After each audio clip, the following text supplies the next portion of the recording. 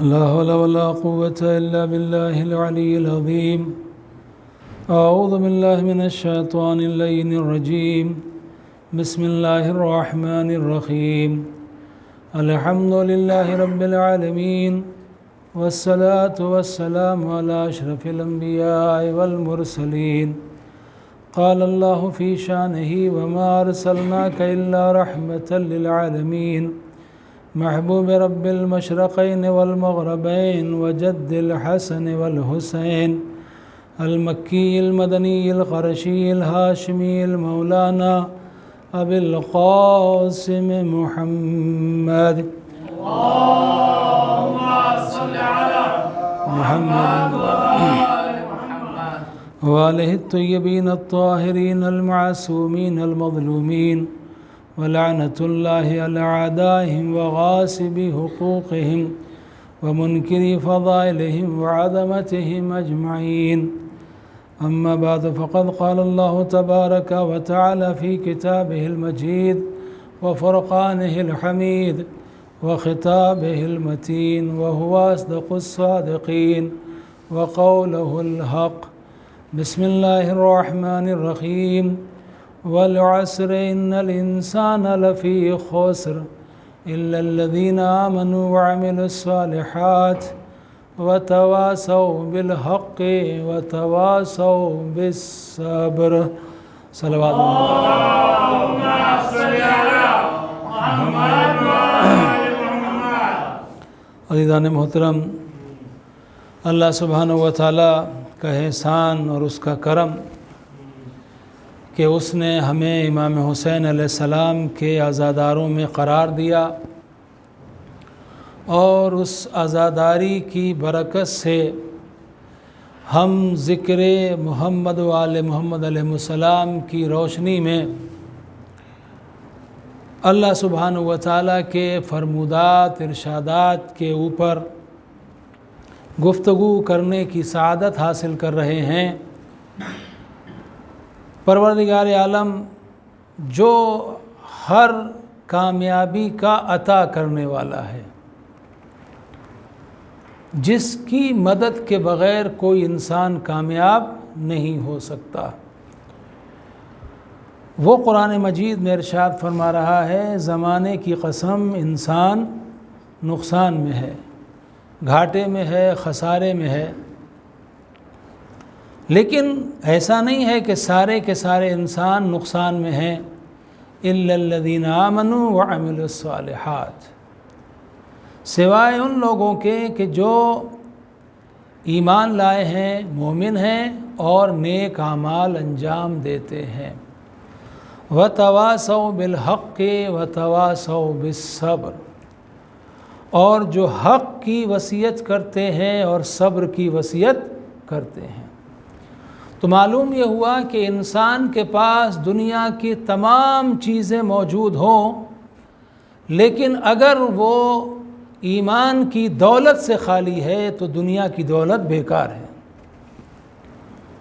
انسان کے پاس کتنا بھی بڑا عہدہ ہو، کتنی بھی بڑی پوسٹ ہو، لیکن اگر وہ نیک عمل انجام نہیں دیتا ہے تو وہ کامیاب نہیں ہے۔ انسان کتنی بھی بڑی پوزیشن والا ہو، لیکن اگر وہ حق کے راستے سے الگ ہے تو وہ ناکام ہے۔ اگر وہ صبر نہیں کرتا، یعنی صبر کا مطلب انشاءاللہ بعد میں گفتگو کروں گا، لیکن ابھی اشارتاً کہ جو اللہ کی رضا کے اوپر راضی نہیں رہتا وہ انسان نقصان میں ہے۔ اب میں گفتگو کے آغاز میں ایک بات آپ کے سامنے عرض کروں کہ آپ یہ سوچئے کہ بنی امیہ کی جو حکومت تھی، جو ملی تھی، وہ کتنا بڑا امپائر تھا، کتنی بڑی حکومت تھی، جو یزید کو ملی تھی وراثت میں، اس کے باپ نے اس کو ہینڈ اوور کی تھی، اور اس حکومت کو قائم رکھنے کے لیے، اس نے باقی رکھنے کے لیے اس نے کون کون سا کام نہیں کیا۔ فرزند رسول کو قتل کیا، ان کے گھر والوں کو شہید کیا، ان کی مستورات کو اسیر کیا، خانہ کعبہ میں آگ لگوائی، مکے پر حملہ کروایا، روضہ رسول کی توہین کروائی۔ 3 سال کی اس حکومت میں صرف اس لیے کہ یہ حکومت اس کی باقی رہے، کوئی چیلنج نہ کرنے پائے، اس نے کوئی برا کام چھوڑا نہیں جو کیا نہ ہو۔ اگرچہ کچھ چیزیں اس میں پہلے سے تھی، شرابی تھا، جواری تھا، بندروں کے ساتھ کھیلتا تھا، زانی تھا، وہ برائیاں ساری اپنی جگہ، لیکن اس حکومت کو بچانے کے لیے اس نے کون سا کام انجام نہیں دیا۔ لیکن ہوا کیا؟ 3 سال کے بعد دنیا سے چلا گیا، اور 3 سال کے بعد جب دنیا سے گیا تو اس کے حصے میں کیا آیا؟ لعنت، کہ جب بھی کہیں بات ہوتی ہے، اگر کوئی بھی مسلمان کی بات نہیں، کوئی بھی انسان اگر یزید کے بارے میں بات سنتا ہے اس کے اوپر لعنت کرتا ہے۔ تو اتنی بڑی حکومت ہونے کے بعد، اتنا بڑا لشکر ہونے کے بعد، اتنی دولت ہونے کے بعد یزید نے کیا حاصل کیا؟ لعنت، دنیا میں بھی ناکامی اور آخرت میں بھی ناکامی۔ اور وہ جو کربلا کے میدان میں آیا تھا، جس کے ساتھ پیاسے سپاہی تھے، جس کے خیموں کو بھی جلا دیا گیا، جس کے لاشیں کو بھی پامال کر دیا گیا، یزید نے سمجھا ہم نے حسین کو شکست دے دی، لیکن اللہ نے کہا ہم نے حسین کو وہ ایسی فتح عطا کی ہے کہ ایسی کامیابی کسی کو نصیب نہیں ہوگی، اس لیے کہ حکومتیں 10 سال کے لیے ہوتی ہیں، 20 سال کے لیے ہوتی ہیں، 100 سال کے لیے ہوتی ہیں، 1000 سال کے لیے ہوتی ہیں، لیکن ہم حسین کو وہ حکومت دینے والے ہیں جو قیامت تک دنیا میں قائم رہے گی۔ اور پھر اگر حسین کی حکومت کو، اصلی حکومت کو دیکھنا ہو تو مرنے کے بعد دیکھنا کہ حسین کی حکومت کتنی بڑی ہے۔ جس نے سب کچھ لٹا دیا اس پر درود و سلام ہو رہا ہے، جس نے دنیا میں سب کچھ حاصل کر لیا اس کے اوپر لعنت ہو رہی ہے۔ صلوات بر محمد و آل محمد۔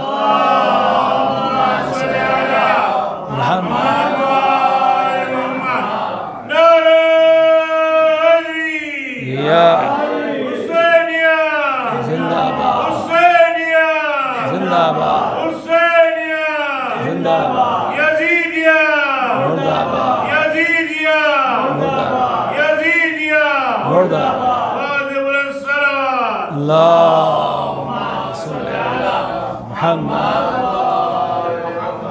لہٰذا کبھی اگر کوئی مومن تنگ دست ہو، اس کے پاس دولت نہ ہو، اگر لوگ اس کو حقیر سمجھ رہے ہوں، اس لیے حقیر سمجھ رہے ہوں چونکہ وہ صحیح راستے پر ہے، وہ باطل کا ساتھ نہیں دے رہا ہے، وہ نیک اعمال انجام دیتا ہے، تو اس کو کبھی گھبرانا نہیں چاہیے، اس لیے کہ کربلا نگاہوں کے سامنے ہے، قرآن نگاہوں کے سامنے ہے۔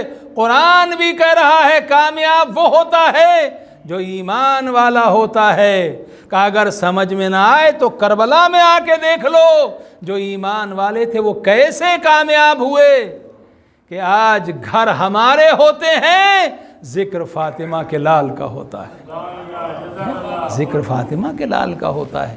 اور پھر یہ کسی ملک، کسی کنٹری، کسی سرحد تک محدود نہیں ہے، کوئی بھی ملک ہوتا ہے اس کی ایک باؤنڈری ہوتی ہے، ایک سرحد ہوتی ہے کہ بھائی یہاں یہ علاقہ اس کا ہے، یہ حکومت اس کی ہے۔ لیکن امام حسین کی حکومت کیسی ہے؟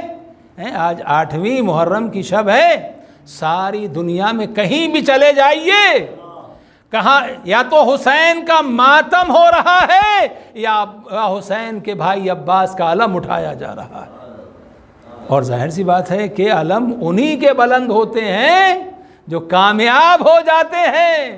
کبھی آپ نے دنیا میں سنا ہے جو ناکام ہوا ہو وہ جلوس نہیں نکالتے، جلوس ان کے نکلتے ہیں جو کامیاب ہوتے ہیں. یہ عباس کا علم دنیا میں نکل کے بتا رہا ہے, یہ جلوس نکال کے ہم بتا رہے ہیں. دیکھو حسین کا ہاتھ آج بھی بلند ہے, کل بھی بلند تھا, ہمیشہ بلند رہے گا. جس نے بیعت لینی چاہی تھی وہ مٹ گیا. حسین کا ہاتھ سارے مومنین کے سروں کے اوپر سایہ کیے ہوئے ہے. صلوات یا زندہ لانا اللہم صلی محمد. قائدان محترم, انسان کی کامیابی ایمان کے ساتھ ہے, نیک اعمال کے ساتھ ہے. انسان کی کامیابی حق کے ساتھ ہے, اور انسان کی کامیابی صبر کے ساتھ ہے. باطل کا ساتھ دے کے کوئی کامیاب نہیں ہوتا. وقتی طور پر انسان کو لگتا ہے کہ ہمیں یہ مل گیا, لیکن بعد میں یہ ہوتا ہے کہ اسے کچھ بھی نہیں ملتا. کربلا گواہ ہے. ایک حر ہے جو باطل کا راستہ چھوڑ کے حق پر آ گیا. جہاں امام حسین کا ماتم ہوتا ہے وہیں حر کا تذکرہ بھی ہوتا ہے. ایک عمر سعد تھا جس نے باطل کے راستے کو اختیار کیا. نتیجہ کیا ہوا؟ نہ ملک رے ملا اور نہ جنت کی خوشبو کو سونگھ سکتا ہے. آپ نے کہیں دیکھا ہے بھئی عمر سعد یزید کے لشکر کا کمانڈر تھا, سعد ابن ابی وقاص کا بیٹا تھا. آپ نے کہیں پہ قبر دیکھی ہے؟ عمر سعد کی قبر کہیں دیکھی ہے؟ کہاں پہ اس کی قبر ہے؟ تو جس نے یزید کے لشکر کی کمانڈری لی اس لیے کہ ملک رے ملے گا, اس کی قبر کا نشان نہیں ملتا. جو یزید کے لشکر کی 1000 کی سپہ سالاری کو ٹھوکر مار کے امام حسین کے قدموں میں آ گیا, اس کا روضہ آج بھی کربلا میں موجود ہے. اور زائرین جا کے زیارت کرتے ہیں اور بتاتے ہیں باطل کے راستے والے کامیاب نہیں ہوتے, حق کے راستے والے کامیاب ہوتے ہیں. حق کے راستے والے کامیاب. لیکن عزیزان محترم, اب بات یہ ہے کہ انسان کو چونکہ آزمائش تو ہوتی ہے, لالچ تو آتا ہے. ایمان جب دولت سامنے ہو تو اچھوں کے ایمان جو ہے وہ ڈگمگانے لگتے ہیں, لیکن وہیں پر ٹیسٹ بھی ہوتا ہے کہ ایمان والا کون ہے. جو گناہ ہے اس میں لذت بہت ہے. کوئی خوبصورت عورت جا رہی ہو, انسان کی نظر پہلی بار اس پہ پڑتی ہے, دیکھا نظر پڑ گئی, کوئی گناہ نہیں ہے. لیکن اب شیطان اندر سے ابھارتا ہے, دیکھو کیسی ہے, ناک کیسی ہے, آنکھ کیسی ہے, اب غور سے. تو اب اس وقت اب ظاہر سی بات ہے کہ خالی دیکھنے میں کیا ہے, لیکن شیطان کہتا ہے کہ یہ ہے گناہ بے لذت. اب دوبارہ دیکھ رہا ہے, کیوں؟ کہا کہ یہ انسان جو ہے روک سکتا تھا, لیکن اس کے باوجود یہ ٹیسٹ ہے, قدم قدم پہ ٹیسٹ ہوتے ہیں انسان کے. دنیا شیطان جو ہے وہ طرح طرح سے سامنے پیش کرتا ہے انسان کے, اور پھر آزمائش ہوتی ہے کہ کون ہے. لیکن رسول والے کون ہیں, اہل بیت والے کون ہیں؟ بھئی اللہ کو ماننے کا مطلب یہ ہے کہ اللہ کی بات کو مانا جائے, اس کے حکم کو مانا جائے. ہم نے کہا اشہد ان لا الہ الا اللہ, میں گواہی دیتا ہوں کہ اللہ کے علاوہ کوئی معبود نہیں ہے. تو پھر کسی کے سامنے ہمارا سر جھکنا نہیں چاہیے. یا بنی لا تشرک باللہ ان الشرک لظلم عظیم. اللہ سبحانہ و تعالیٰ نے جناب لقمان کی اس وصیت کو, نصیحت کو جنہوں نے اپنے بیٹے کو کی, قرآن میں مینشن کیا ہے کہ دیکھو بیٹا کبھی بھی اللہ کا کسی کو شریک مت بنانا, کسی کو اللہ کا شریک مت بنانا. ان الشرک لظلم عظیم, اس لیے کہ شرک جو ہے وہ ظلم عظیم ہے. اور پھر عزیزان محترم ماننے کی منزل یہ ہے کہ اب جب آپ نیکی کے راستے پر چلنا چاہیں گے تو آپ کے راستے میں 1000 رکاوٹیں آئیں گی. آپ کو ڈرایا جائے گا, آپ کو دھمکایا جائے گا, آپ کو پریشان کیا جائے گا, آپ کو لالچ دیا جائے گا. یہ سب پہلے بھی ہوتا تھا, آج بھی ہو رہا ہے. پریشانی تو ہوتی ہے, لیکن اگر آپ اس راستے پہ آگے بڑھ گئے. اب اگر آپ توجہ کریں, میں عرض کروں آپ کی خدمت میں, رسول اللہ صلی اللہ علیہ وآلہ وسلم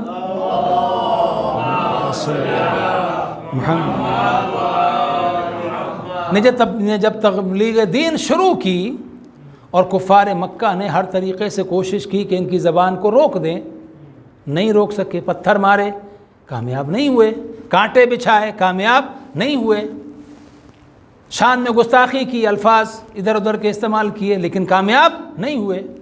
تو کہا کہ اب یہ ڈرتے نہیں ہیں, پہلے انسان کو ڈراؤ. ڈر نہیں رہے تو پھر کیا کیا جائے؟ کہا کہ اچھا لالچ دو.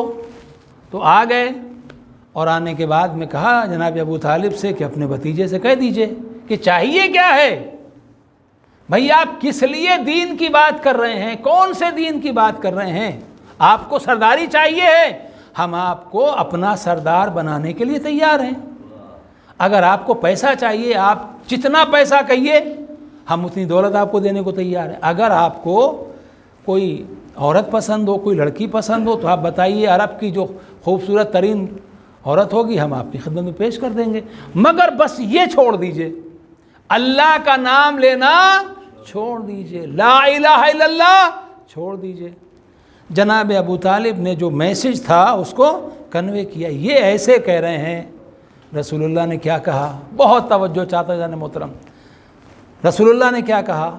چچا, اگر یہ میرے ایک ہاتھ پر سورج اور ایک ہاتھ پر چاند بھی لا کر رکھ دیں, اگرچہ یہ ناممکن ہے, امپاسبل ہے, ہو ہی نہیں سکتا, اگر یہ ناممکن کو بھی ممکن کر دیں تب بھی میں اللہ کے راستے کو چھوڑوں گا نہیں. یہ ہے منزل ایمان. ساری دنیا دشمن بن جائے مجھے کوئی پرواہ نہیں ہے, یہ میرے ساتھ کچھ بھی کریں مجھے کوئی ڈر نہیں ہے, میں مگر اللہ کے راستے کو چھوڑوں گا نہیں. اب توجہ, جو میں نے کہا کس بات پہ توجہ بھائی, انہوں نے رسول اکرم نے کہا کہ اگر ایک ہاتھ پہ چاند لا کے رکھ دیں, ایک ہاتھ پر سورج, اگرچہ یہ ناممکن ہے, ناممکن ممکن بھی ہو جائے تب بھی راستہ چھوڑوں گا نہیں. اللہ نے کہا میرے حبیب تو نے یہ کہا ہے کہ تو میری محبت میں اگر یہ چاند اور سورج کو بھی تیرے ہاتھ پہ لا کے رکھ دیں تو چھوڑے گا نہیں, میری محبت کو نہیں چھوڑے گا. تو سن, سورج کسی کے لیے بڑی بات ہو سکتی ہے, چاند کسی کے لیے بڑی بات ہو سکتی ہے, جب تو میرا حبیب ہے, جب تو ایسا کہہ رہا ہے تو میں تجھے یہ اختیار دوں گا کہ جب تو اپنے بھائی کے لیے دعا کرے گا ڈوبے ہوئے سورج کو پلٹا دوں گا, جب تو انگلی کا اشارہ کرے گا چاند کو 2 ٹکڑے کر کے بتا دوں گا. جو کائنات کا پابند ہوتا ہے وہ اور ہوتا ہے, کائنات جس کے اشارے پر چلتی ہے اسے محمد مصطفیٰ کہتے ہیں. صلوات بر محمد و آل محمد.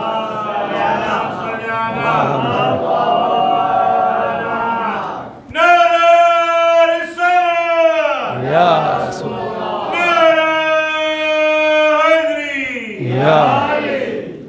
تو دین کے راستے پر نہ ڈرنا ہے اور نہ گھبرانا ہے, اس لیے کہ گھبراتے وہ ہیں جن کا کوئی سہارا نہ ہو, جن کا کوئی وارث نہ ہو. نہ ہم کل لاوارث ہیں نہ آج لاوارث ہیں, جب تک زمانہ قائم ہے ہمارا وارث قائم ہے.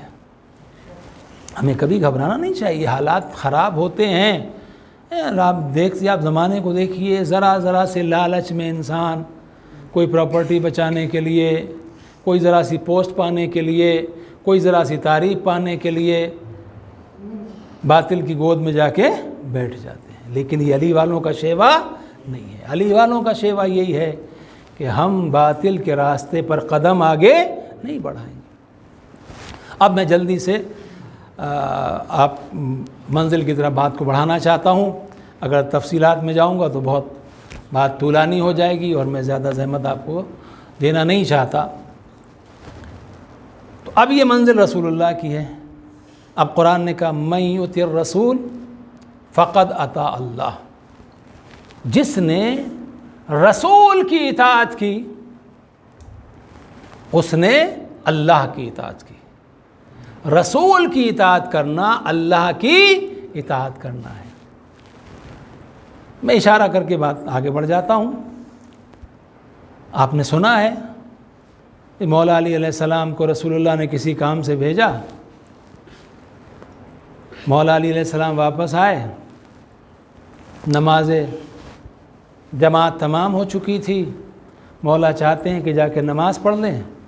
رسول اللہ نے کہا ذرا میرے ساتھ آؤ، مولا علی ساتھ میں چلے گئے، اور اس کے بعد رسول اللہ نے مولا علی علیہ السلام کے زانوں پر اپنا سر رکھا۔ اب روایت کہتی ہے کہ اس کے بعد آپ سو گئے۔ اب جب سو گئے تو مولا علی علیہ السلام نے کیا کیا کہ اپنے پیر کو ذرا سی جنبش بھی نہیں دی کہ کہیں نبی کی آنکھ نہ کھل جائے، کہیں نبی کی نیند خراب نہ ہو جائے۔ اطاعت خدا بھی کرنی ہے، لہٰذا نماز کو اشاروں سے پورا کر لیا۔ توجہ ہے نا، قرآن کیا کہہ رہا ہے کہ جس نے رسول کی اطاعت کی اس نے اللہ کی اطاعت کی۔ نماز کیا ہے؟ اللہ کی اطاعت۔ رسول نے کہا علی ہمارے ساتھ آؤ، اب رسول کی اطاعت کرنا واجب ہے، اور رسول کی اطاعت اللہ کی اطاعت ہے، لہٰذا ٹھیک ہے۔ اب سورج غروب ہونے لگا، نبی کی آنکھ کھلی، پوچھا یا علی نماز پڑھی؟ ہاں رسول اللہ پڑھ لی۔ کیسے پڑھی؟ کہ اشارے سے پڑھ لی۔ علی اشارے سے نماز پڑھی؟ ہاں رسول اللہ، اگر میں نماز کے لیے اٹھتا تو آپ کی آنکھ کھل جاتی۔ بھائی اتنا سننا تھا۔ ایک مرتبہ نبی نے ہاتھوں کو بلند کیا، اللہم ان کان علیٰ فی طاعتہ و طاعت رسولک، اے میرے پروردگار اگر علی تیری اطاعت میں تھا اور تیرے رسول کی اطاعت میں تھا تو اس کے لیے ڈوبے ہوئے سورج کو پلٹا دے، ڈوبے ہوئے سورج کو پلٹا دے۔ نبی کی دعا تمام نہیں ہوئی تھی اور ڈوبا ہوا سورج پلٹ آیا۔ توجہ ہے نا آپ کی؟ تو کامیاب کون ہے؟ کہا جس نے اللہ کی اطاعت کی، جس نے رسول کی اطاعت کی۔ کامیابی کیسی ہے؟ کہا دیکھو دنیا کی نماز وقت کے ساتھ چلتی ہے، علی کی نماز وہ ہے وقت جس کے ساتھ چلتا ہے۔ صلوات بر محمد و آل محمد، محمد یا عزیزان محترم، ایک جنگ ہوئی ہے ذات السلاسل یا ذات سلاسل، آپ اس کو کہہ لیجئے اردو کے حساب سے۔ آپ قرآن مجید پڑھتے ہیں والعادیات ضبحا، گھوڑوں کی قسم جب وہ میدان جنگ میں پھنکارتے ہیں جو آواز عجیب طریقے کی نکلتی ہے، اور جب وہ چلتے ہیں تیزی سے اور پتھروں کے اوپر ان کی ٹاپیں پڑتی سے چنگاریاں نکلتی ہیں۔ سورہ عادیات کبھی توجہ کی ہے؟ یہ کب نازل ہوا ہے؟ کس کے لیے نازل ہوا ہے؟ پیغمبر اکرم صلی اللہ علیہ وآلہ وسلم، اللہم صلی اللہ محمد۔ دیکھیے اگر آپ لوگ تھوڑا جاگ کے سن لیجئے، میں جلدی زحمت تمام کر دوں گا، اور میں آج چاہتا ہوں کہ اپنی طرف سے بہرحال میں کوشش کر رہا ہوں کہ حق تو کوئی ادا نہیں کر سکتا لیکن کچھ تو نوکری ہو جائے۔ تو آیا ایک شخص، اس نے آنے کے بعد رسول اللہ کو خبر دی کہ یا رسول اللہ وادی النمل میں 12,000 کا لشکر تیار بیٹھا ہوا ہے اچانک مدینے پر حملہ کرنے کے لیے، اور ان کا پلان کیا ہے؟ آپ کو قتل کرنا اور آپ کے بھائی علی ابن ابی طالب کو قتل کرنا۔ حملہ کریں گے اچانک، مدینے کو تاراج کر دیں گے، لیکن جو ٹارگٹ ہے وہ آپ ہیں اور آپ کے بھائی علی ہیں۔ پیغمبر نے کہا ٹھیک ہے، حکم دیا صلاۃ الجامعہ، سب لوگ جمع ہو گئے، نماز ہوئی۔ اب پیغمبر نے اس کے بعد میں کہا کہ بھائی وہاں پر مجھے خبر ملی ہے کہ دشمن جمع ہیں، بنی سلیم کے لوگ تھے، وہ حملہ کرنا چاہتے ہیں، کون ہے جو ان سے مقابلے کے لیے جائے اور مسلمانوں کو لے کے جائے اپنے ساتھ؟ تو ایک صاحب جو تھے وہ کھڑے ہوئے، انہوں نے کہا کہ میں جاؤں؟ کہا بسم اللہ۔ گئے۔ اب جب وہاں پہنچے، ان لوگوں نے اس طریقے سے مورچہ بنا رکھا تھا، پوری طریقے سے وہ مورچے پہ، کہ انہوں نے دیکھا ادھر سے آواز دی کون آیا ہے؟ تم آئے ہو، تمہارے بس کی بات نہیں ہے۔ اب جو انہوں نے چاروں طرف کی تیاری دیکھی تو سوچا کہ سارے کے سارے مارے جائیں گے، لہٰذا وہاں سے واپس آ گئے۔ پھر پیغمبر نے دوبارہ بلایا، کون جائے گا؟ پھر ایک صاحب گئے، اب آپ سمجھ سکتے ہیں کون صاحب گئے ہوں گے۔ گئے اور وہاں جانے کے بعد وہی جب انہوں نے پوچھا کون؟ کہا میں۔ کہا جاؤ، تمہارے بس کی بات نہیں ہے، اگر جان بچانا چاہتے ہو تو جاؤ۔ واپس آ گئے۔ عمر یاس نیا نیا مسلمان ہوا تھا، اس کو بڑا جوش تھا، تیسری مرتبہ اس نے کہا میں جاؤں گا یا رسول اللہ۔ جاؤ۔ اب وہ لے گیا فوج لے کے، اور پھر وہاں جب پہنچا تو وہی ہوا کہ وہ لوگ جب آئے سامنے کے لیے تو مقابلے کی ہمت نہیں، اور اس کو گرفتار کر لیا۔ اب ایک بار، دو بار، تین بار لشکر اسلام جو ہے وہ پسپا ہو کے واپس آ رہا ہے، تو اس کے بعد اب رسول اللہ فرماتے مولا علی علیہ السلام سے، یا علی تم جاؤ، یا علی تم جاؤ۔ اب مولا علی علیہ السلام چلے، لشکر اسلام ساتھ میں لیا۔ روایت کہتی مولا اتنی تیزی سے آگے بڑھ رہے تھے، راتوں کو سفر کرتے تھے، نماز میں بھی جب نماز پڑھتے تھے تو علم کے بعد جو سورہ پڑھنا، سورہ قل اللہ پڑھا، نماز تمام کی، پھر چل دی آگے۔ اور اس کے بعد مولا علیہ السلام رات کے وقت وہاں پر پہنچے، اور پہنچ کے پورا اپنی لوگوں کو آمادہ کیا۔ نماز صبح کا وقت ہوا، نماز صبح پڑھائی مولا علیہ السلام نے، اور نماز صبح پڑھانے کے بعد ان کو آواز دی کہ آ جاؤ، اسلام قبول کر لو، اپنے ارادے سے باز آ جاؤ، ہم تم پر حملہ نہیں کریں گے۔ کہا کون آیا ہے؟ کہا میں آیا ہوں علی ابن ابی طالب۔ کہا ابھی تک جو آئے تھے سب واپس چلے گئے، تم بھی چلے جاؤ۔ کہا وہ اور تھے، میں اور ہوں، وہ اور تھے، میں اور ہوں، ٹھیک ہے آؤ مقابلے کے لیے۔ اب اس کے بعد جو مولا علی علیہ السلام نے حملہ شروع کیا، روایت کہتی حملہ اس طریقے کا تھا، چند افراد ان کے قتل ہوئے تھے کہ ان کے حوصلے جواب دے گئے، کچھ بھاگ گئے، اور باقی سب کو مولا علی علیہ السلام نے اسیر بنا لیا، اور اسیر بنا کے سلاسل جو کہتے ہیں، زنجیر کو کہتے ہیں، چین کو، اور ان کو اس طریقے سے قیدیوں کو لے کے آئے جیسے کوئی چین بنی ہوئی ہو۔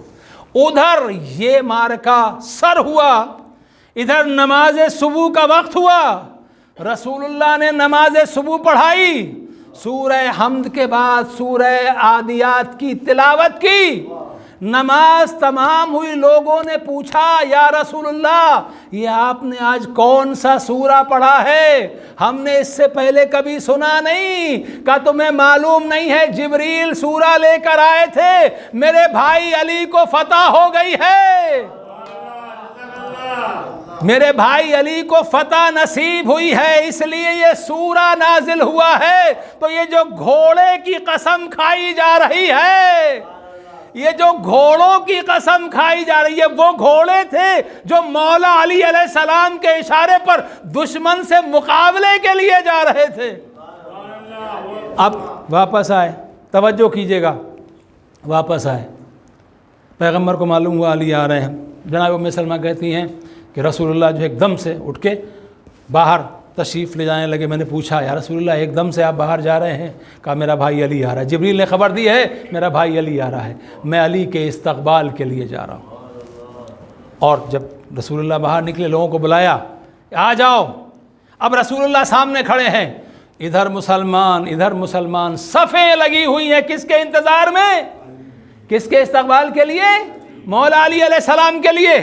اور جب مولا علیہ السلام واپس آئے، اب جب آئے ہیں اتنے سارے اسیر ساتھ میں ہیں، مال غنیمت بھی بہت سارا ہے، اور جیسے ہی آئے اور ایک مرتبہ رسول اللہ کو دیکھا، مولا علی علیہ السلام فوراً گھوڑے سے زمین پر تشریف لائے، دوڑ کے آگے بڑھے، رسول کے قدم بوسی کرنا چاہیے۔ رسول اللہ نے مولا علی علیہ السلام کو سینے سے لگایا، اور سینے سے لگانے کے بعد فرمایا، یا علی، آج دل چاہ رہا تھا کہ تیرے وہ فضائل بیان کرتا، اگر ڈر یہ نہ ہوتا کہ جس طریقے سے عیسائی جناب عیسیٰ علیہ السلام کے بارے میں گمراہ ہو گئے، اگر مجھے ڈر نہ ہوتا کہ مسلمان تیرے بارے میں گمراہ ہو جائیں گے، جیسے عیسیٰ کو خدا ماننے لگے تجھے خدا نہ ماننے لگے، اگر یہ ڈر نہ ہوتا تو میں تیرے آج وہ فضائل بیان کرتا کہ لوگ تیرے قدموں کی خاک کو، مٹی کو اس طریقے سے نکالتے کہ جہاں تو کھڑا ہوتا لوگ مٹی نکال کے وہاں سے چشمے جاری کر دیتے۔ اور اس کے بعد فرماتے، یا علی، گھوڑے پر سوار ہو جاؤ، اس لیے کہ اللہ تم سے راضی ہے، میں تم سے راضی ہوں۔ تو عزیزان محترم، اب یہ مولا علی علیہ السلام کی منزل جو میں نے آپ کے سامنے پیش کی، یہ شجاعت ہے، اور یہ کیا ہے؟ اطاعت رسول، اطاعت خدا۔ نتیجہ کیا ہے کہ قرآن نے مولا علی علیہ السلام کی شان میں قصیدہ پڑھ کے بتا دیا کہ یا علی، صرف تمہاری تعریف نہیں بلکہ تم جو سواری استعمال کرتے ہو، ہم اس کا بھی تذکرہ کر رہے ہیں، تذکرہ نہیں، اس کی قسم کھا رہے ہیں۔ قسم کس کی کھائی جاتی ہے؟ جو چیز محترم ہو، توجہ کیجئے میں کیا عرض کر رہا ہوں، جو چیز محترم ہوتی ہے، رسپیکٹفل ہوتی ہے، اس کی قسم کھائی جاتی ہے۔ اللہ ان گھوڑوں کی قسم کھا رہا ہے۔ تو اب یہ بتائیے، جو ذات سلاسل میں جو گھوڑے گئے تھے اللہ ان کی قسم کھا رہا ہے، تو وہ گھوڑا جو کربلا میں امام حسین کے ساتھ تھا، وہ گھوڑا جو کربلا میں ذوالجناح جو امام حسین کے ساتھ تھا، اور جس نے امام حسین کی آخری وقت تک نصرت کی، اس طریقے سے نصرت کی کہ اس کے ایسے تیر پیوست ہو گئے کہ اس کو کہنے لگے ذوالجناح، ایسا لگتا تھا تیر نہیں ہے بلکہ پر لگے ہوئے ہیں۔ تو جب ان گھوڑوں کی تعظیم ہو سکتی ہے تو حسین کے گھوڑے کی تعظیم کیوں نہیں ہو سکتی؟ صلوات بر محمد و آل محمد۔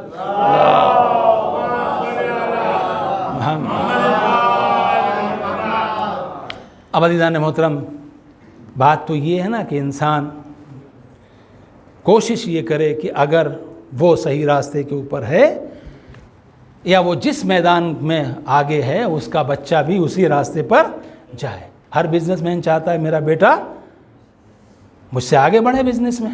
بھئی دنیا میں ایک باپ ہی ایسا ہوتا ہے جو یہ چاہتا ہے کہ اس کا بیٹا اس سے آگے بڑھ جائے، بیٹا اس سے آگے بڑھ جائے، باپ کی یہ خوبی ہوتی ہے۔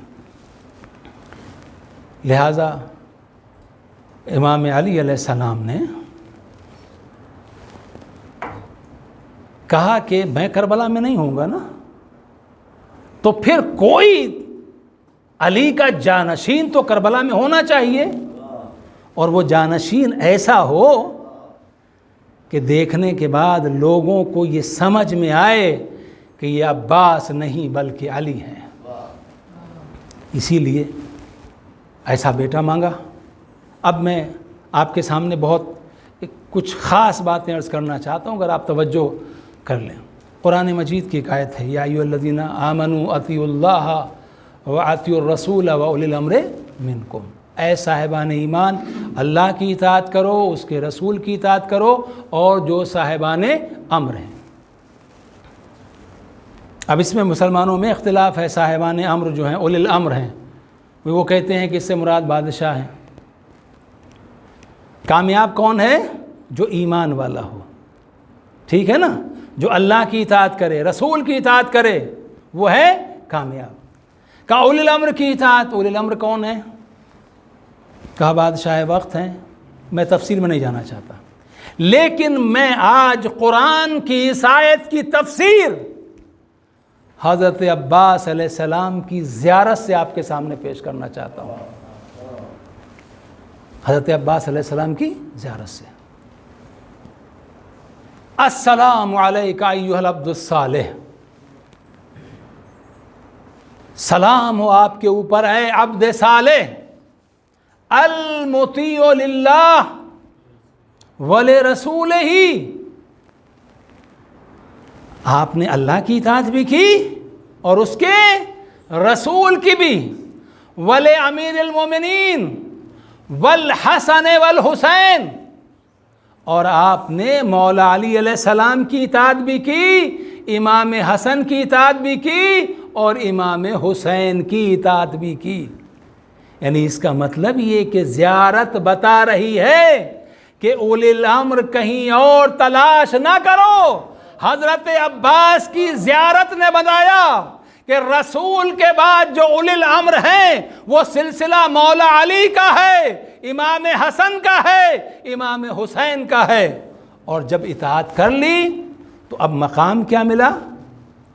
میں نے جو لفظ پہلے استعمال کیا، السلام علیکہ ایھا العبد الصالح، عبد صالح، یہ عبد صالح اللہ کا نیک بندہ، حضرت عباس علیہ السلام کے لیے کہا گیا عبد صالح، معصوم کی زیارت ہے، تو یہ عبد کی منزل جو ہے بہت عظیم ہے۔ آپ کہتے ہیں اشہد ان محمدن عبدہ و رسولہ، میں گواہی دیتا ہوں کہ محمد اللہ کے بندے ہیں اور اللہ کے رسول ہیں۔ سبحان الذی اسریٰ بعبدہ لیلا من المسجد الحرام الی المسجد الاقصی، پاک و پاکیزہ ہے وہ خدا جو لے گیا اپنے بندے کو راتوں رات مسجد حرام سے مسجد اقصی کی طرف۔ معراج کی بات ہو رہی ہے، تو یہ عبدیت کی منزل ہے نا، تو یہ عبدیت کی منزل جب پہنچی تو حضرت عباس کو کہا عبد الصالح۔ اب آپ یہ سوچئے کہ یہ جو زیارت آپ بعد میں پڑھتے ہیں نا حضرت عباس کی، یہ تو پڑھتے ہیں، لیکن جب آپ واجب نماز پڑھ رہے ہوتے ہیں اور واجب نماز کا آپ سلام پڑھتے ہیں تو سلام میں کیا پڑھتے ہیں؟ السلام علینا وعلی عباد اللہ الصالحین، ہمارا سلام ہو اللہ کے نیک بندوں پر۔ معصوم امام نے کہا حضرت عباس ہیں عبد صالح، یعنی کوئی نماز ایسی نہیں ہوتی جس میں حضرت عباس پر سلام نہیں پڑھا جاتا ہے۔ صلوات بر محمد و آل محمد، اللہم صلی علی محمد۔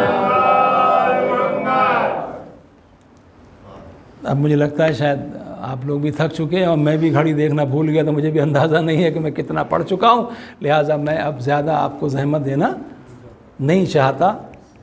تو مولا عباس علیہ السلام جو ہیں وہ معرفت کا وہ ذریعہ ہیں جو بتاتے ہیں کہ امام کی اطاعت کس طریقے سے ہونی چاہیے اور مقام اللہ نے کیا عطا کیا ہے حضرت عباس علیہ السلام کو۔ ظاہر سی بات ہے، ابھی بات یہ چل رہی تھی نا کہ جو اطاعت کر لیتا ہے پھر اس کا مقام کتنا بلند ہو جاتا ہے۔ کسی کے لیے ڈوبا ہوا سورج پلٹ آتا ہے، کسی کے انگلی کے اشارے پہ چاند دو ٹکڑے ہو جاتا ہے۔ تو حضرت عباس علیہ السلام نے اللہ کی اطاعت بھی کی، رسول کی بھی کی اور ائمہ علیہم السلام کی بھی کی۔ حضرت عباس علیہ السلام کا مقام کیا ہے؟ آیت اللہ عراقی نے بیان فرمایا کہ آیت اللہ محمد حسن شیرازی سامرہ سے چلے کربلا معلیٰ زیارت کے لیے۔ بہت توجہ کیجیے گا، آج کی رات منسوب ہے مولا غازی علیہ السلام سے۔ ہم اپنا ہر دکھ درد اپنے آقا کے سامنے پیش کرتے ہیں اور مولا ہماری مدد کرتے ہیں۔ وہ کہتے ہیں میں سامرہ سے کربلا معلیٰ زیارت کے لیے چلا، جب راستے سے گزر رہا تھا ایک قبیلہ، ایک بستی میں ٹھہرے ہم، سامنے ایک قبیلہ تھا، اس قبیلے کا جو سردار تھا اس نے ویلکم کیا کہ آپ مولا حسین علیہ السلام کی زیارت کے لیے جا رہے ہیں، اور پھر اتنے بڑے عالم بھی تھے۔ کہا ہم جب گھر پہ جا کے بیٹھے تو ایک خاتون آئی اور اس نے آنے کے بعد ہمیں سلام کیا اور کہا السلام علیک یا خادم العباس، اے عباس کے خادم آپ پر ہمارا سلام ہو۔ کہا میں نے یہ جو سلام سنا، پہلی بار ایسا سلام سنا تھا، کبھی سنا نہیں تھا، تو میں نے ان سے پوچھا کہ یہ خاتون کون ہے؟ تو انہوں نے کہا کہ یہ میری بہن ہے۔ کہا اس نے جو مجھے سلام کیا السلام علیک یا خادم العباس، یہ میں نے پہلی مرتبہ سنا اس طریقے کا سلام، تو اس نے ایسے ہی کیا یا کوئی خاص بات ہے اس کی؟ کہا ہاں اس کے پیچھے ایک راز ہے، خاص بات ہے۔ کہا خاص بات کیا ہے؟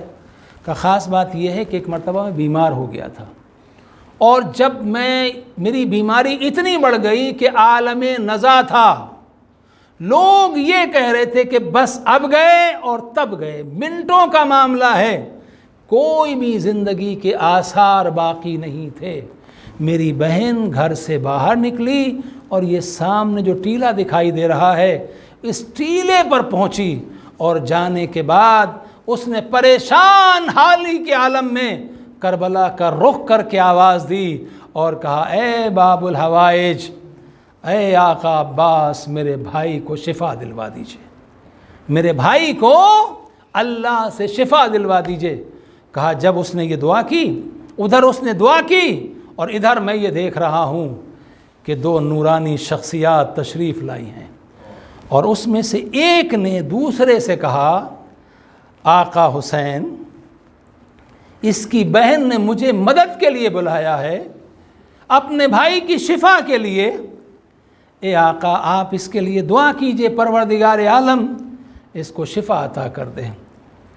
مولا حسین علیہ السلام نے فرمایا بھیا عباس، اس کی عمر تمام ہو چکی ہے، یہ دنیا سے رخصت ہونے والا ہے، اب اس کے نصیب میں شفا نہیں ہے۔ ادھر یہ بات ہوئی، ادھر بہن نے دوسری مرتبہ پکارا اے باب الحوائج، آقا میرے بھائی کو شفا دلوائیے۔ اس کے بعد حضرت عباس خاموش رہے۔ تیسری مرتبہ پھر آواز دی مولا عباس، میں آپ سے سوال کر رہی ہوں، آپ باب الحوائج ہیں، میرے بھائی کو شفا دلوا دیجئے۔ کہ جب تیسری مرتبہ اس نے کہا، حضرت عباس کی آنکھوں میں آنسو آئے، اور اس کے بعد امام حسین سے کہا آقا اگر اسے شفا نہیں مل سکتی ہے تو پروردگار عالم سے کہیے یا تو مجھ سے وہ باب الحوائج کا لقب واپس لے لے یا پھر اس کو شفا عطا کر دے۔ پروردگار عالم نے مجھے باب الحوائج بنایا ہے، اور باب الحوائج ہونے کی وجہ سے وہ مجھ سے فریاد کر رہی ہے، تو یا تو میرا لقب واپس لے لیا جائے یا اس کو شفا مل جائے۔ میں اتنا سننا تھا، ایک مرتبہ مولا حسین نے فرمایا بھیا عباس، اللہ سبحانہ و تعالی سلام کے ساتھ فرما رہا ہے عباس تمہارا یہ لقب قیامت تک باقی رہے گا، عباس ہم اس کو شفا دے رہے ہیں۔ بس اس کے بعد فوراً میری بیماری ختم ہو گئی، میں اٹھ کے بیٹھ گیا، ایسا لگتا تھا جیسے کوئی بیماری ہے ہی نہیں۔ اس دن کے بعد سے میری بہن کا طریقہ یہ ہے کہ جب بھی کسی روحانی کو دیکھتی ہے، جس کسی کا اس کو زیادہ احترام کرنا ہوتا ہے تو اس کو خادم عباس کہہ کے سلام کرتی۔ عزادارو، میں کہوں گا وہ خوش نصیب بہن تھی جو اپنے بھائی کے لیے مولا عباس علیہ السلام کا واسطہ دے کے دعا کر رہی تھی، اور پروردگار عالم نے حضرت عباس علیہ السلام کے واسطے سے اسے شفا عطا کر دی۔ عزادارو، ہاں ایک بہن اور تھی جو کربلا کے بعد بار بار اپنے بھائی کو یاد کر رہی تھی، عباس حسین کا لاشا پامال کیا جا رہا ہے، اے عباس ہمارے سروں کی چادریں اتر رہی ہیں، اے عباس سکینہ کے تازیانے مارے جا رہے ہیں۔ عزادارو، کربلا شب عاشور آئی، اور شب عاشور عبادت میں گزر گئی۔ عاشور کا دن آیا اور اس کے بعد علمدار لشکر حسینی حضرت عباس علیہ السلام بار بار امام حسین علیہ السلام سے درخواست کرتے، آقا مقتل کی اجازت دے دیجئے، اب جان قربان کرنے کی اجازت دے دیجئے۔ لیکن امام حسین علیہ السلام سمجھا دیتے ہیں، عباس ٹھہر جاؤ، اے عباس تم سے بڑی ڈھارس ہے، بیویوں کو بڑی امیدیں ہیں، بچوں کا سہارا ہو عباس، اے عباس اگر تم چلے جاؤ گے میرے لشکر کا علمدار کون ہوگا؟ لیکن اس کے بعد ایک منزل وہ آئی کہ جب امام حسین علیہ السلام نے اجازت دی، اور جب اجازت دی تو مولا عباس علیہ السلام خیمے کے اندر آئے جناب زینب سے رخصت آخر کے لیے، اور جب رخصت آخر کے لیے آئے جناب زینب نے آتے ہوئے بھائی کو دیکھا، ایک مرتبہ دیکھ کے جناب زینب سمجھ گئیں عباس کچھ کہنا چاہتے ہیں، سر کو جھکائے ہوئے ادب کے ساتھ شہزادی کے سامنے کھڑے ہوئے ہیں۔ جناب زینب نے کہا بھیا بولو، کچھ کہنا چاہتے ہو؟ کہ شہزادی جا رہا ہوں بچوں کے لیے پانی کی سبیل کرنے کے لیے۔ کہا عباس پانی کی سبیل کرنے کے لیے جا رہے ہو؟ اے عباس یہ کیوں نہیں کہتے کہ اب زینب کی ڈھارس ٹوٹنے والی ہے؟ اے عباس جا رہے ہو تو چلے جانا، مگر بیٹھ جاؤ ایک بات سنتے جاؤ۔ کہا شہزادی کون سی بات؟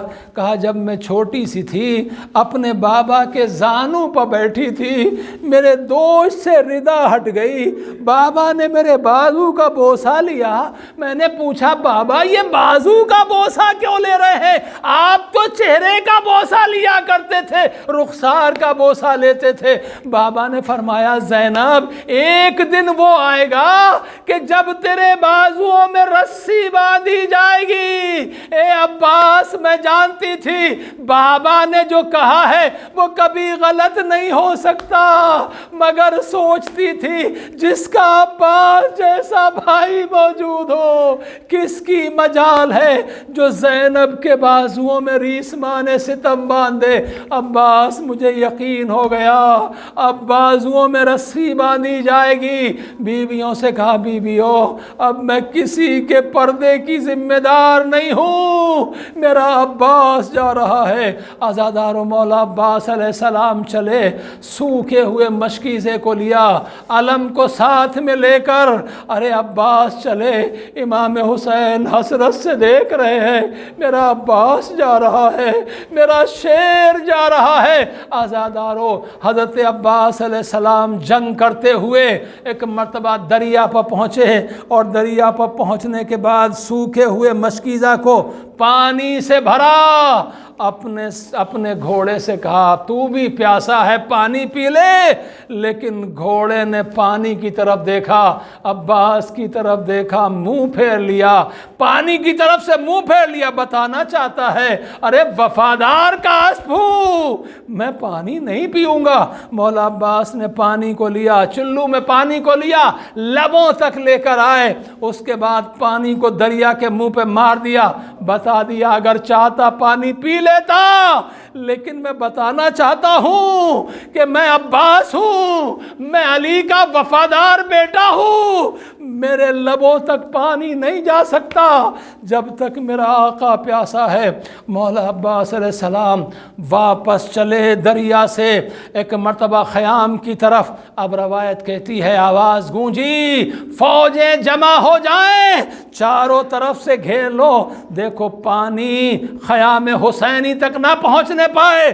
حضرت عباس علم کو بھی سنبھالے ہوئے ہیں، مشکیزے کو بھی سنبھالے ہوئے ہیں، اور اس کے بعد دشمنوں سے مقابلہ کر رہے ہیں۔ جنگ کرتے کرتے آگے بڑھے، ایک مرتبہ داہنا بازو شہید ہوا، داہنے بازو کا شہید ہونا تھا۔ عباس نے کہا تم کیا سمجھتے ہو کہ میرا داہنا بازو شہید ہو گیا، داہنا بازو کٹ گیا تو میں اپنے مولا کی نصرت سے باز آ جاؤں گا؟ نہیں، جب تک میرا یہ ہاتھ باقی ہے میں اپنے آقا کی نصرت کرتا رہوں گا۔ ایک مرتبہ ظالم آگے بڑھا، بایاں ہاتھ بھی حضرت عباس کا قطع ہو گیا۔ اب مولا عباس آگے بڑھ رہے ہیں، اور اس کے بعد تیر مشکیزے میں لگا، تیر کا مشکیزے میں لگنا تھا، پانی بہا، عباس کا دل ٹوٹا، مگر کوشش یہ ہے کہ پانی کسی طریقے سے خیام حسینی تک پہنچ جائے۔ حضرت عباس کوشش کر رہے، ایک ظالم نے نشانہ لیا، ارے تیر کو حضرت عباس کی آنکھ میں مارا، بس تیر کا لگنا تھا۔ آزاداروں، بڑی مصیبت ہے، اگر آپ کی آنکھ میں کوئی تنکا پڑ جائے تو آپ اپنے ہاتھ سے آنکھ سے تنکا نکالتے ہیں، ارے وہ عباس کیا کرے جس کے دونوں بازو قلم ہو چکے ہیں، آنکھ میں تیر لگا ہوا ہے۔ مولا نے ایک مرتبہ سر کو جھکایا، تیر کو زانو کے درمیان لیا، ارے تیر کو نکال رہے تھے کہ ظالم نے سر پوار کیا، ارے سقائے سکینہ زمین پایا۔ آزاداروں، میں نے پڑھ دیا، آپ نے سن لیا، لیکن بڑی سخت منزل ہے۔ آپ جانتے ہیں کربلا میں بڑی مصیبتیں تھی سب کے لیے، لیکن حضرت عباس کی مصیبت یہ ہے کہ جو بھی گھوڑے سے زمین پاتا تھا اپنے ہاتھوں کا سہارا لیتا تھا۔ ہائے میرا مولا عباس جب گھوڑے سے زمین پایا، دونوں بازو قلم ہو چکے تھے، عباس کس طریقے سے زمین پائے ہوں گے؟ آواز دی، آقا غلام کا سلام قبول کیجئے۔ ادھر امام نے آواز کو سنا، آواز دی، الان ان کسرا ظہری، اے عباس تیرے مرنے سے میری کمر ٹوٹ گئی، راہ چارہ مسدود ہو گئی۔ حسین آگے بڑھ رہے ہیں، حسین آگے بڑھ رہے ہیں۔ آزاداروں، ایک مرتبہ بھائی کے قریب پہنچے، لیکن بھائی کے قریب پہنچنے سے پہلے کٹے ہوئے بازوؤں کو اٹھایا، اور جب بھائی کے قریب گئے تو کیا دیکھا؟ جوان بھائی خاک کربلا میں خون میں غلطہ پڑا ہوا ہے، حسین گر گئے۔ اے میرے بھیا عباس، اے عباس، حسین تمہارے بغیر کیسے زندہ رہے گا؟ آزاداروں، اس کے بعد مولا فرماتے ہیں، عباس کوئی تمنا ہے، کوئی آرزو ہے تو بیان کرو۔ کہا آقا ایک تمنا ہے۔ کہا کون سی تمنا؟ کہا آقا تمنا یہ ہے کہ آپ میرے لاشے کو خیمے میں لے کے نہ میرے لاشے کو خیمے میں لے کے نہ جائیے گا۔ آزادارو، امام نے فرمایا عباس، عباس اپنے بھائی کو اس خدمت سے محروم کر رہے ہو۔ کہا نہیں مولا، آپ میرے لاشے کو خیمے میں لے کے نہ جائیے گا۔ حضرت عباس جانتے تھے حسین کیسے لاشے کو اٹھائیں گے، اور اس کے بعد امام آگے بڑھے، اور جب آگے بڑھے حضرت عباس کے سر کو اپنے زانو پر رکھا۔ جب سر کو زانو پر رکھا، ایک مرتبہ حضرت عباس نے اپنے سر کو ہٹا لیا، زمین پر رکھا۔ امام نے پوچھا عباس سر کو زانو سے کیوں ہٹایا؟ کہا مولا میرے سر کو آپ اپنے زانو پر رکھے ہیں، اے میرے مولا جب آپ زمین پر آئیں گے آپ کے سر کو کون اپنے زانو پر رکھے گا؟ میں کہوں گا مولا عباس فاطمہ زہرا جائیں گی، اے میرے حسینہ، اے میرے حسینہ جزاکم ربکم ارباب عزا۔ ہاں اس کے بعد اب حضرت عباس علیہ السلام فرماتے ہیں آقا ایک تمنا اور ہے۔ کہا کون سی تمنا؟ کہا آقا سنا یہ ہے کہ جب میں پیدا ہوا تھا سب سے پہلے میں نے آپ کے چہرے کی زیارت کی تھی، آخری مرتبہ آپ کے چہرے کی زیارت کرنا چاہتا ہوں۔ کہا عباس زیارت کیوں نہیں کرتے؟ کہا آقا کیسے زیارت کروں؟ ایک آنکھ میں تیر لگا ہے، دوسری آنکھ میں خون بھرا ہوا ہے، امام زمین زمین پر بیٹھے، ایک مرتبہ اپنی ابا سے امام نے عباس کی آنکھ کے خون کو صاف کیا۔ حضرت عباس نے امام کا دیدار کیا، کہا آقا بس دل کی تمنا پوری ہو گئی۔ ارے علماء کہتے ہیں اس کے بعد امام نے فرمایا عباس ایک میری تمنا بھی ہے۔ کہا کون سی تمنا؟ کہا عباس آخری مرتبہ حسین کو بھائی کہہ کے پکارو۔ ارے عباس نے کہا بھیا روح جنت کو پرواز کر گئی، حسین لاشیں پا گرے۔ اے عباس اب زینب کو نیند نہیں آئے گی، ام کلثوم سو نہیں پائے گی۔ علم کو لے کے چلے، بیویوں نے دیکھا کوہرام برپا ہوا، واہ عباسا واہ علیہ واہ مصیبت۔